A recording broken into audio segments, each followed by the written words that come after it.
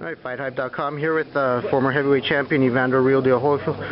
Evander, recently, though you've been inactive, it was recently announced that you announced your retirement and you were becoming an ambassador to the sport.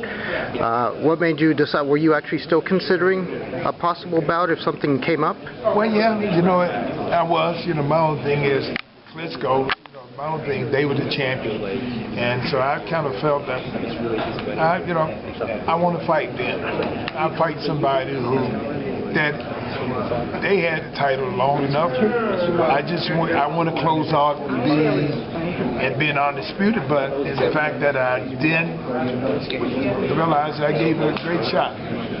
Yeah. What does it mean to you to come back to the area where you fought Henry Tillman, James Tillis, Adelson Rodriguez, a few others, the area that kind of brought you up on your way up, and when you first turned heavyweight, I think your heavyweight debut was in Tahoe, now coming back to the area, how special is this region for you? Well, for one thing, I can say I won in this region. This is one of the reasons I won.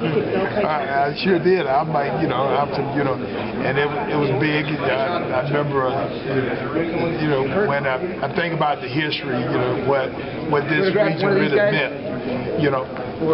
Henry Tillman and I was the first we were the first Olympian on the same team fought each other. Me and Tillman, and I won that fight. And of course, my professional heavyweight debut, Jane Quick Tillis, I beat him. Then, for me to be ranked #1 in heavyweight division is when I beat Adelson Rodriguez. So them three big important fights in my career. There's I have a friend named Nina, and she doesn't know how I always remember her birthday on October 25th, because I relate her birthday to the day that you beat Buster Douglas, October 25th, 1990. How special was it for you, not only for that, and then following that up with the fight with George Foreman, that made the Duva promotion main events rise up to bigger heights.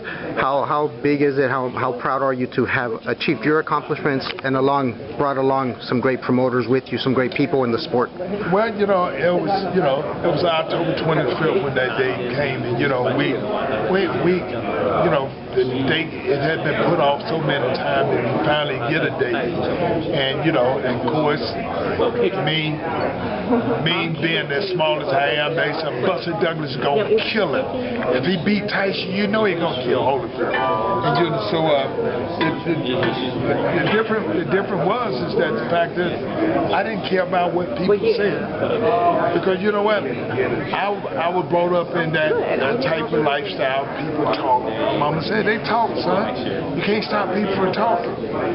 If you do your job right, they'll know who you are. And so I did, and I stopped Buster Douglas out in 3 rounds, and then of course they felt that George is too big for them. They just said, George catch the one shot, that's it. And I was able to make it through that. And so I still stand today that I think I really got my credibility being a tough fighter with Riddick Bowe. And the fight that I lost, I did get credibility. People said for the respect. He can fight. That boy hit him, and like that. Then a year later I come back and beat him.